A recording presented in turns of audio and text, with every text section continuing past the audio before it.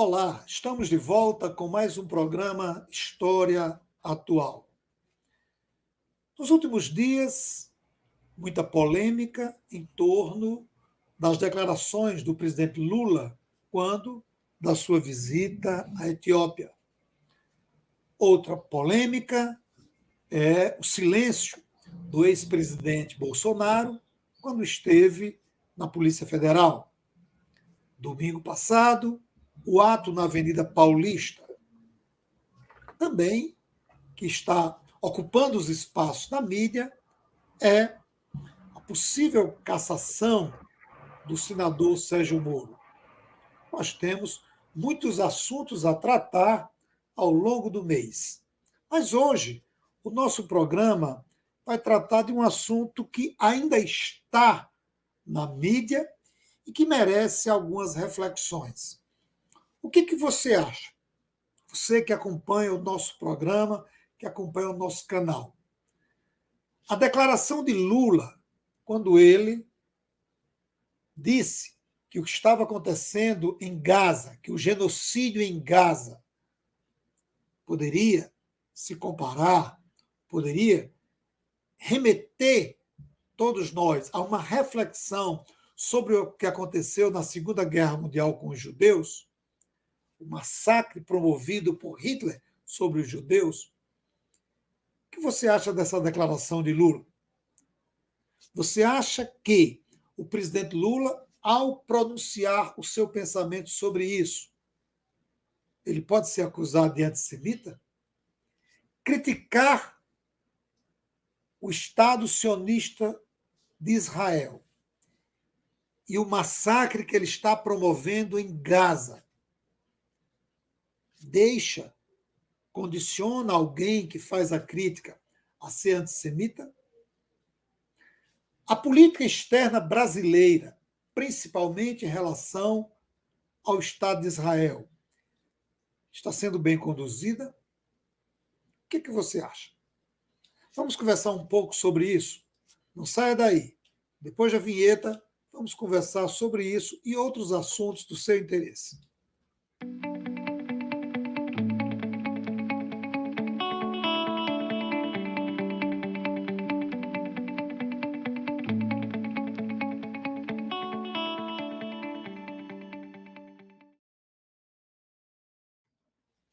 No programa de hoje, nós estamos recebendo aqui uma figura que eu estou conhecendo hoje. Já tinha informações dele através do meu colega Mohamed, professor lá da Universidade Federal do ABC Paulista. Nosso convidado é o Pedro Henrique Tuller de Oliveira, ou Pedro Tuller. Eu acho que a pronúncia é essa. Pedro é bacharel em Relações Internacionais pela Universidade Federal do ABC Paulista, onde defendeu a sua monografia, o seu TCC, com um tema que eu considero instigante, bom de se ler. Aproximação Brasil e Israel no governo Bolsonaro. Atores, interesses e o fenômeno messiânico. O orientador do Pedro foi o professor Mohamed Nadi. Pedro, seja bem-vindo. Obrigado por ter concordado em dar essa entrevista, bater esse papo, ao mesmo tempo que você vai apresentar um pouco a sua pesquisa. A gente vai conversar também sobre a política externa brasileira. Seja bem-vindo, meu amigo. Opa, muito obrigado, professor Lemuel. Agradeço a todos aí que estão assistindo também. E agradeço a oportunidade de estar aqui falando, né, do meu trabalho, da monografia que eu escrevi ali juntamente do professor Mohamed, e para tratar sobre esses temas, né, sobre política internacional, sobre Israel, sobre a questão da Palestina, que são assuntos que estão extremamente em voga agora, né? Num primeiro momento, assim, acho que é talvez a questão que esteja mais na boca do povo, assim, mais aparecendo nos noticiários, na grande mídia e tudo mais. Então, um grande prazer estar aqui, um grande prazer falar sobre isso. Pedro, eu quero começar colocando uma pitadinha de sal no seu na sua feijoada. Né? Uhum. Como explicar a relação entre as igrejas evangélicas, pentecostais e neopentecostais, até as chamadas igrejas renovadas, brasileiras, e o Estado de Israel? Para o nosso internauta entender um pouco como é que se dá essa relação, amigo. Então, para compreender essa relação, a gente precisa entender que também que no final do século XX, começo do século XXI, viu-se de maneira geral, né, nos censos e nas razões censitárias do Brasil, uma queda no número de pessoas que se diziam religiosas, que se autodeterminavam como religiosas.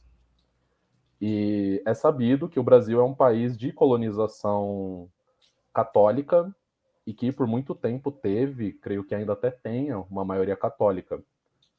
Mas com essa diminuição no número de autodeterminados, autodescritos religiosos, viu-se aí uma grande massa de, podemos dizer, ex-católicos.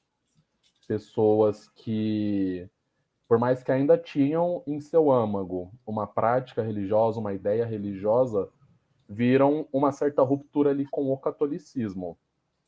E nesse contexto, a gente tinha ali as igrejas, sobretudo neopentecostais, né, o chamado pentecostalismo da terceira onda.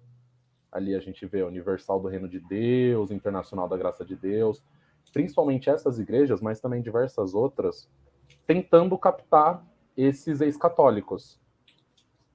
Mas eles estavam encontrando um problema, que é o fato de que o catolicismo, enquanto religião, enquanto prática religiosa, possui uma riqueza simbólica muito grande. Os símbolos do catolicismo estão em todos os lugares que a gente vê no Brasil.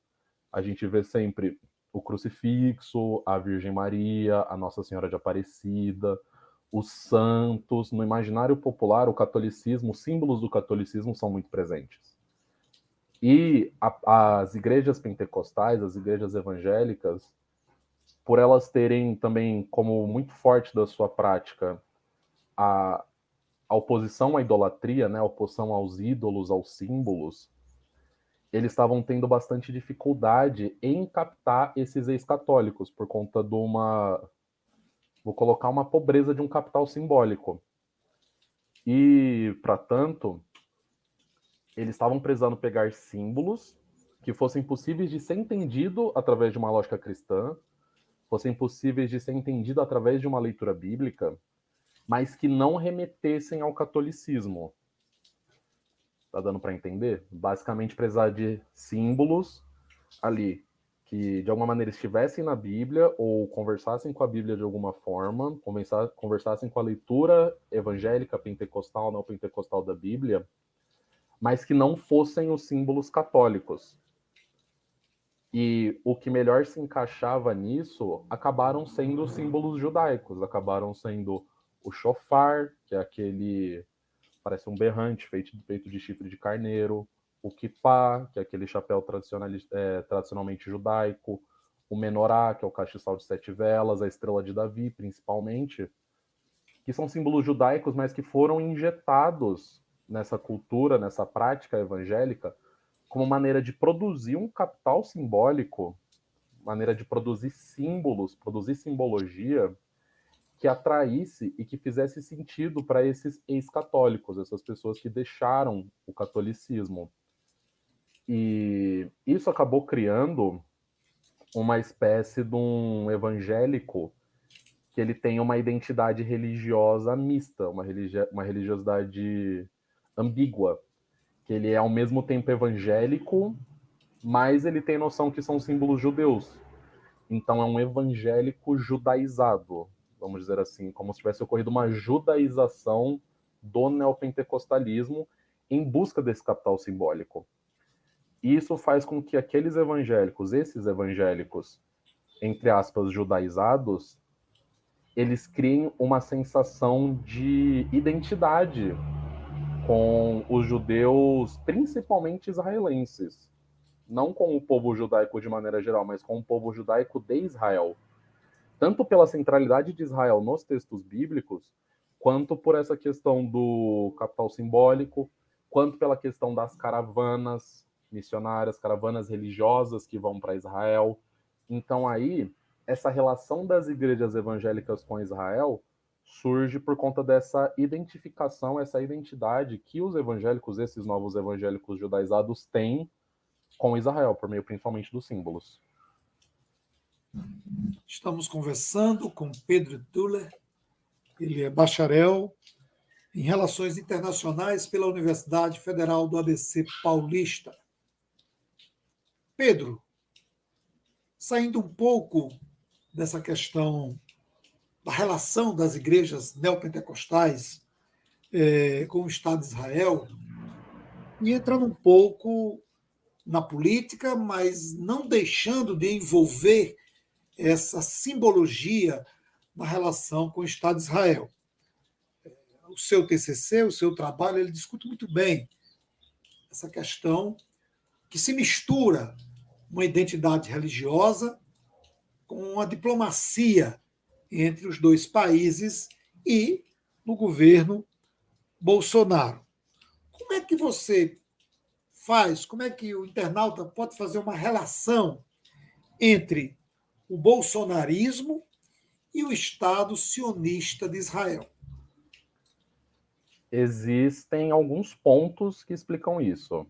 Vou partir primeiro voltando para a questão religiosa, pelo simples fato de que a base do governo Bolsonaro, dentro da base do governo Bolsonaro, um dos pilares do governo Bolsonaro foram os neopentecostais.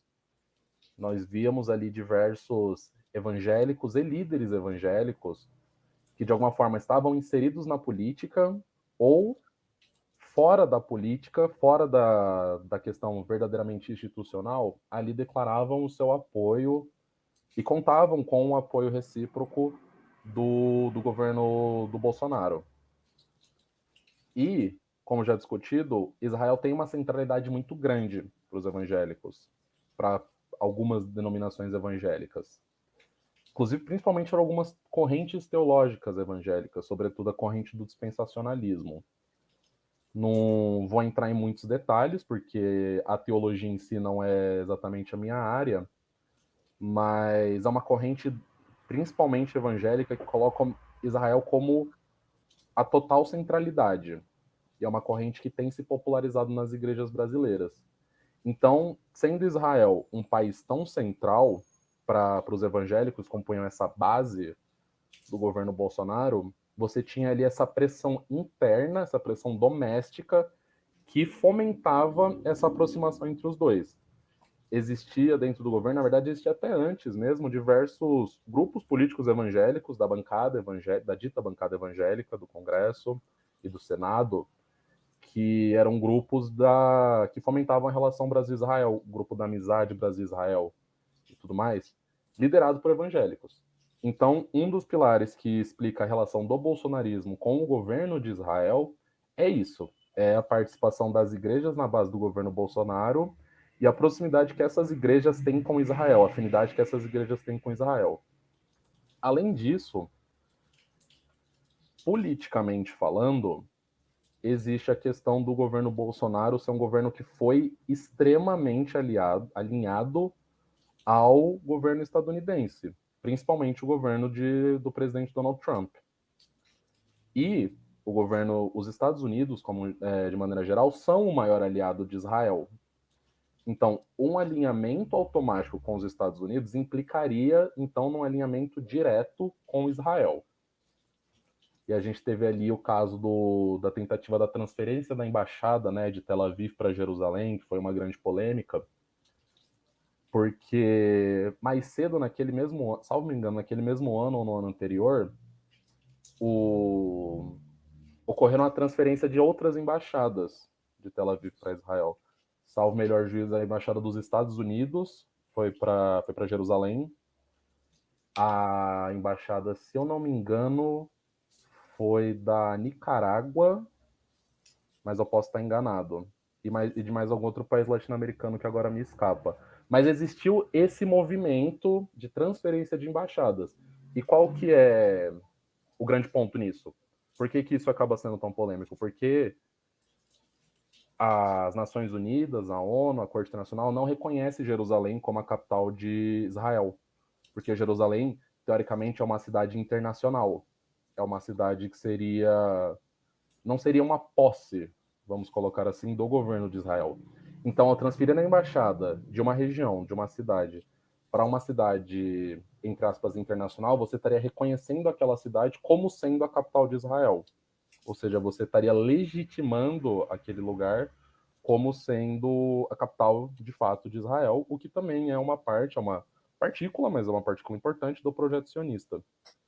E, além disso, também existe uma questão que podemos dizer que é praticamente quase que uma solidariedade internacional entre as direitas.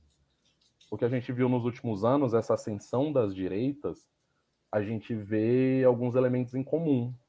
Dentre esses elementos em comuns, a gente vê Israel. Então a gente tem essas direitas que apoiam Israel, apoiam o governo de Israel, que é um governo de extrema direita, como parte desse projeto praticamente internacional. Não vou dizer exatamente um projeto, porque não é uma coisa tão articulada, mas esse movimento internacional de ascensão das direitas.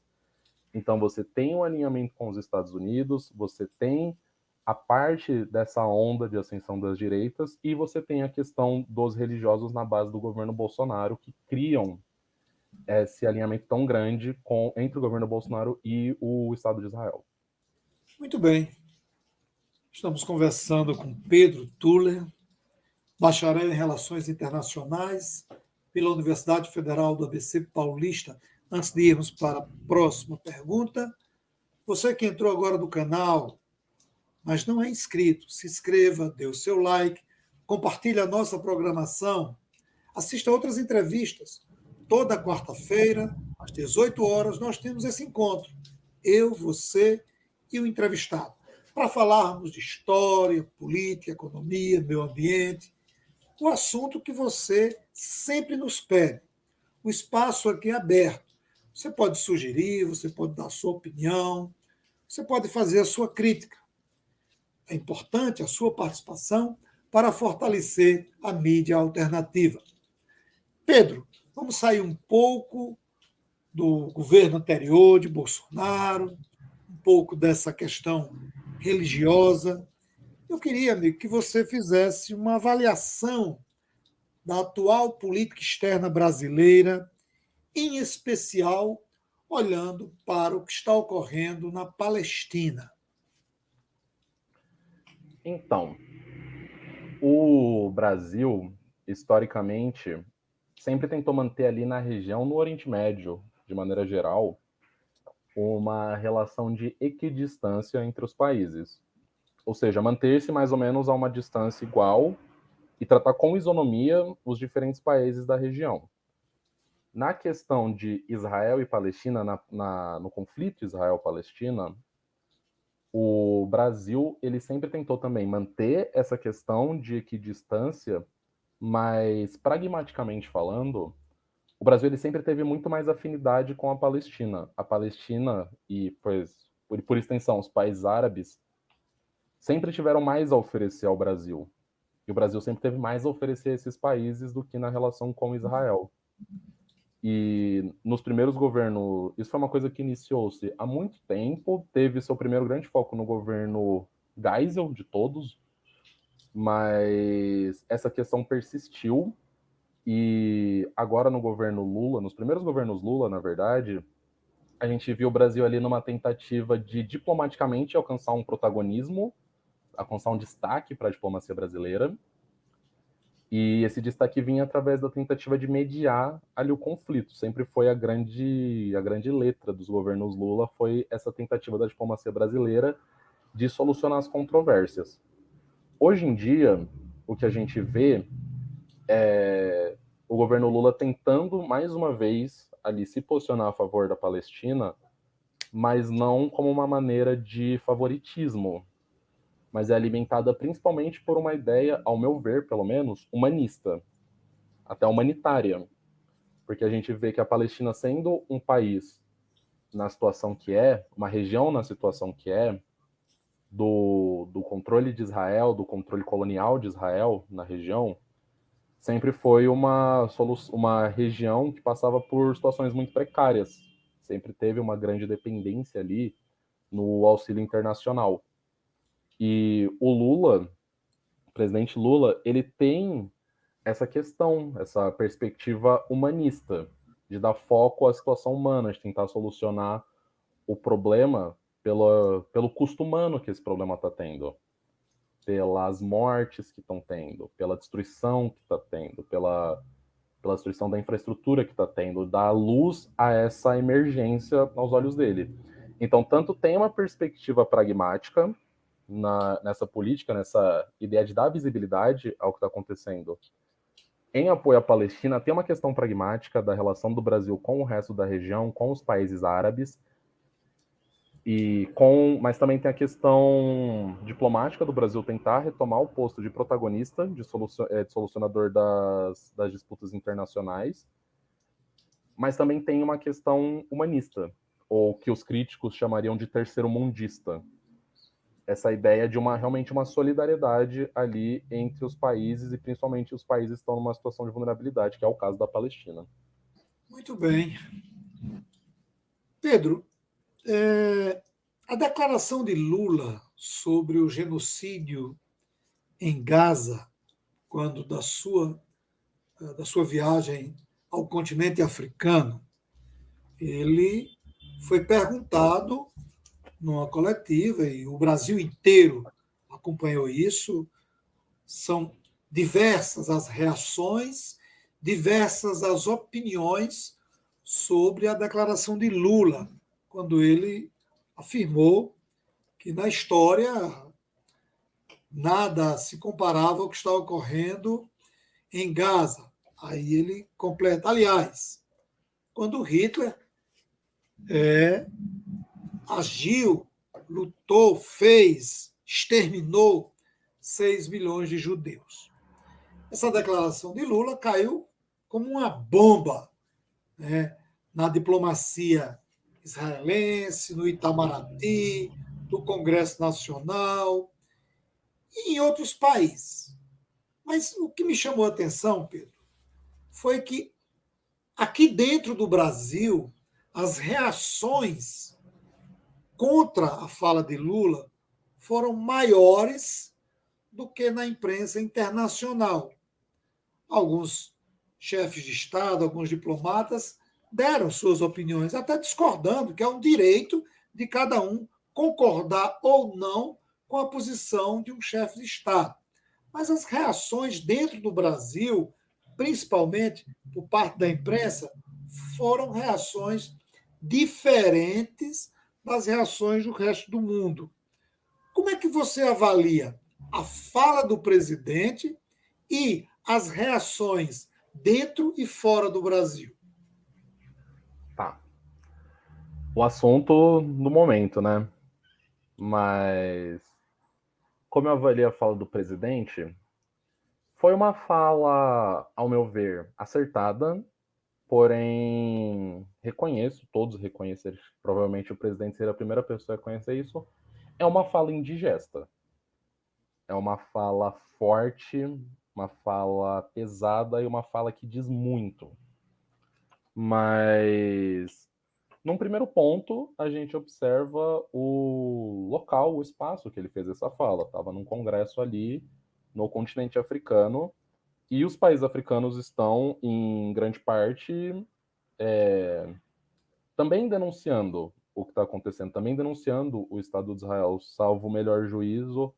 A África do Sul fez uma grande denúncia à Corte Internacional, tipificando ali o que está ocorrendo em Gaza como um genocídio. Então, digamos, ali era o público para o Lula fazer essa fala. Então você tem essa questão. Se é uma fala que é acertada ou não, eu julgo como acertada. Julgo como acertada pelo fato que, e discordando até do próprio embaixador Sérgio Florencio, que esteve na defesa do meu TCC, foi um dos meus avaliadores, uma pessoa muito querida, mas ele discordou da fala do presidente Lula, e eu discordo dele nisso, porque a fala foi acertada para mim no sentido de que o que está ocorrendo em Gaza é um genocídio. E não está ocorrendo agora. É algo que já vem ocorrendo há muito tempo. E é um genocídio, pois compartilha as principais características do genocídio, sendo, no meu entendimento, o caráter sistemático, o extermínio sistemático da vida, um extermínio de uma vida específica, de um inimigo, entre aspas, específico, de um povo específico. Ou seja, é um projeto que já está atravessado por questões de limpeza étnica, por questões de racismo, por questões de colonialismo, do colonialismo, e principalmente pelo caráter sistemático que está ocorrendo. E o que a gente vê que está ocorrendo em Gaza é sistemático. Os bombardeios são sistemáticos. Nós vemos numerosos ataques que são feitos a hospitais, nós temos assassinato de membros da imprensa, nós temos ataques de alta precisão realizados em ambulâncias, alvos que são protegidos pela lei internacional. Nós vemos ataques a civis, bombardeiros feitos na, na Cisjordânia, que é uma região que, entre aspas, nem estava sob o controle do Hamas. Em teoria, nem estava sob o controle do Hamas. Então, se a guerra de Israel é contra o Hamas, por que está atacando uma região que não tem Hamas? Por que está atacando hospitais? Por que está atacando civis? Então, o que está ocorrendo é um extermínio, e é um extermínio que, como eu falei, é atravessado pelo caráter sistemático, é atravessado pelo racismo, é atravessado pelo colonialismo, é atravessado por um processo de limpeza étnica. Isso é genocídio. E se isso é um genocídio, se isso compartilha as características do genocídio, a coisa que isso mais se aproxima é de outro genocídio. O Holocausto, como foi, ou o Apartheid, como foi. Principalmente, na minha opinião, a coisa que eu mais acabo discordando do presidente é o fato que eu creio que o Apartheid compartilhou mais semelhanças com isso. Pela segregação que ocorreu, pela separação espacial que ocorreu ali na África do Sul, que foi o que aconteceu em Gaza por décadas. Então, para mim, a comparação com o Holocausto, por mais que ela seja indigesta, ela é correta. Mas o que isso causa estranhamento? Mesmo de pessoas que reconhecem que o que está acontecendo em Gaza é um genocídio, algumas acabam não concordando com essa comparação. Por quê? Porque a instrumentalização utilizada foi diferente. Porque o que a gente viu no Holocausto foi um genocídio industrial, uma escala industrial de genocídio, o desenvolvimento da tecnologia industrial, farmacêutica, logística, de engenharia, para facilitar o extermínio da vida. E o genocídio que está acontecendo em Gaza é um genocídio bélico. É um genocídio que se utiliza de bombardeiros, se utiliza de mísseis, se utiliza de armas. Então, mas o que define o genocídio não é a instrumentalização que é utilizada. Não é os instrumentos, não são os implementos nem os rudimentos. O que define o genocídio é a intenção. É a intenção da limpeza étnica, é a intenção colonial. Só que aqui a gente tem um genocídio em que a câmara de gás dá lugar ao bombardeio indiscriminado, que as fornalhas dão lugar ao fósforo branco e às armas. Então, genocídio, independente dos instrumentos, é genocídio. Então, a comparação é acertada. Agora, a segunda parte da sua pergunta, qual é a minha visão acerca dessas reações, dessa reação tão hiperbólica que ocorreu aqui, na minha opinião, pelo menos hiperbólica, que ocorreu da imprensa no Brasil acerca dessa fala? Eu vejo como, talvez até de maneira um pouco simplista, mas eu vejo como um histerismo. Porque são pessoas são grupos, são indivíduos que até agora não se chocavam com a perda de vida, não se chocavam com os inúmeros vídeos que a gente vê na internet de pessoas mortas, médicos sendo atacados, casa sendo saqueada, são pessoas que não se chocaram, não se escandalizaram com nada disso, que são coisas escandalizantes, mas se escandalizaram com uma comparação. São pessoas que não se escandalizaram quando, alguns anos atrás, nós vemos milhares e milhares de brasileiros morrendo por causa do Covid. E são pessoas que foram apáticas a isso, mas agora se escandalizam. Então, na minha opinião, isso é um histerismo, um oportunismo e uma insinceridade descabida. A gente vê 30 mil mortos, mas a fala de um homem choca mais do que 30 mil mortos. Muito boa a sua explanação, Pedro, e didática a forma como você faz a comparação sistemática dos dois fatos históricos, do Holocausto e do genocídio. Ambos são genocídios. Queira ou não, grupos dentro ou fora do Brasil critiquem a fala do presidente, mas nós estamos diante de um genocídio em Gaza. E você sabe, não começou hoje. Quando se criou o Estado sionista de Israel, deu a permissão, a licença para que Israel começasse o seu processo de limpeza étnica. E parte do Ocidente compactou com isso e continua apoiando essa limpeza étnica patrocinada pelo Estado sionista de Israel, não por todos os judeus. Eu sempre costumo dizer, a crítica deve ser feita ao Estado sionista de Israel, porque existe dentro mesmo do Estado de Israel muitos judeus que não compactuam com essa política colonizadora de Israel. E você foi muito feliz em sua fala. Vamos para a nossa última questão. Pedro, diante dessa polêmica fala do presidente Lula, mesmo que eu também concorde, guardadas as proporções da sua comparação, mas ele foi feliz e, como você mesmo disse, o local, o espaço, o momento em que o presidente estava foi adequado para isso, mesmo que indigesto, né? Muito pesada para uma sociedade conservadora como a nossa. É correto acusar o presidente Lula de ser antissemita pela sua fala? Não. Fim da entrevista, brincadeira. Mas não é. Mas por que essa confusão, entre aspas, é tão feita? Porque o próprio Estado de Israel se esforça muito para nublar a linha entre Estado de Israel e povo judeu.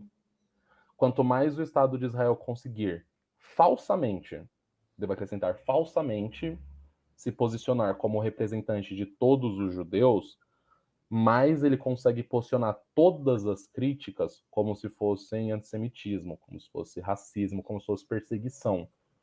Uma continuação da perseguição que ocorreu no Holocausto e que ocorre ainda hoje, infelizmente. O antissemitismo ainda é uma coisa que acontece.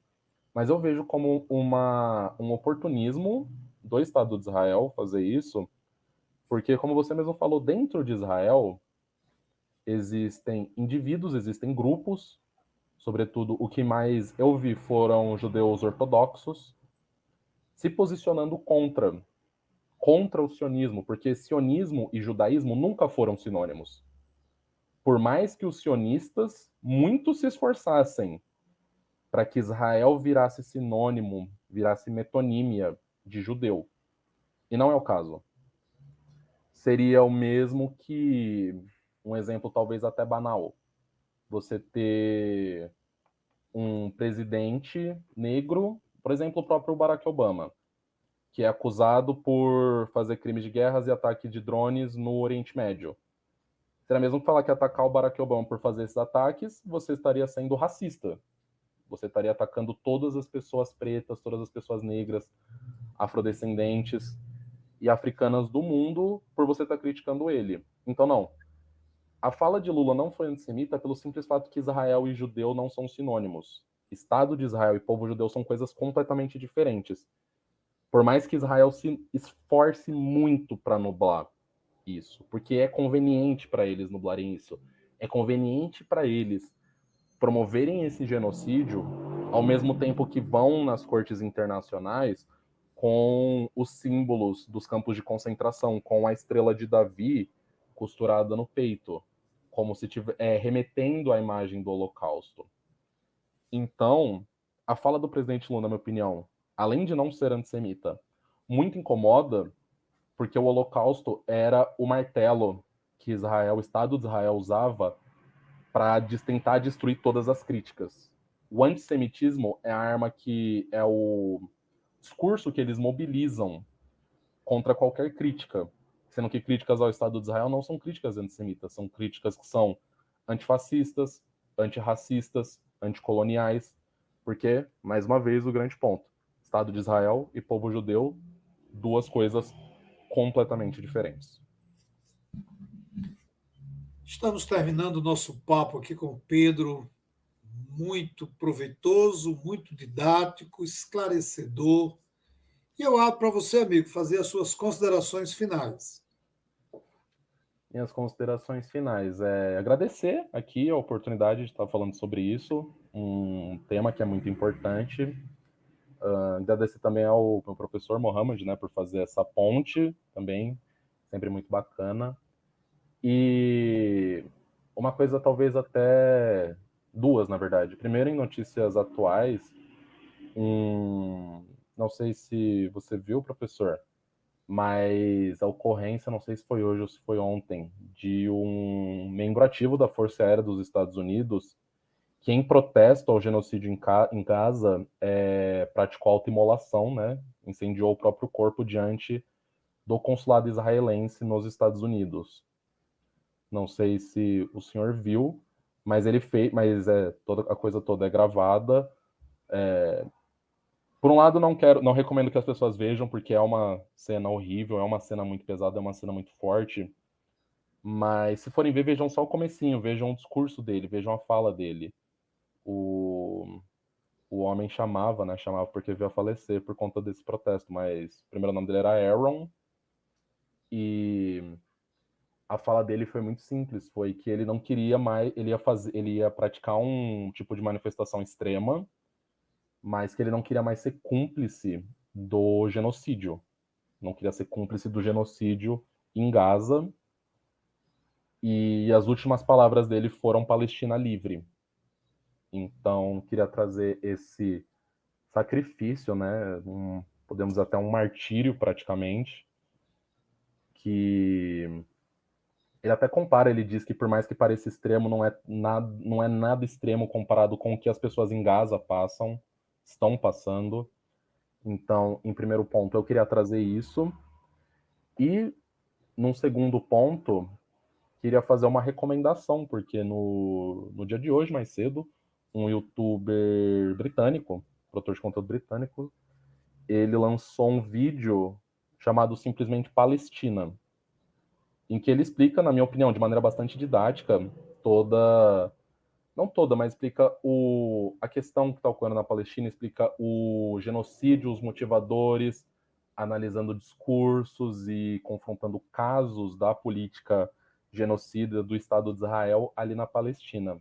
Então, o produtor chama Shaun, Shaun, e muita coincidência, mas ele lançou esse vídeo hoje também. Então, para aqueles que dominam a língua inglesa, fica aqui minha recomendação, porque eu achei extremamente didático. Muito obrigado ao Pedro. O oficial, ele veio a falecer, né? Ele não resistiu, ele faleceu.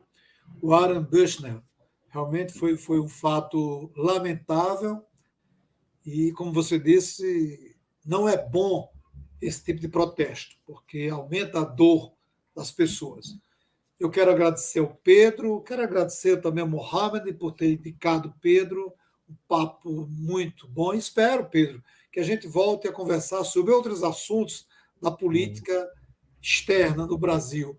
E quero agradecer a você que nos acompanha toda quarta-feira, que você continue apoiando o nosso canal e dando suas sugestões. Ficamos por aqui.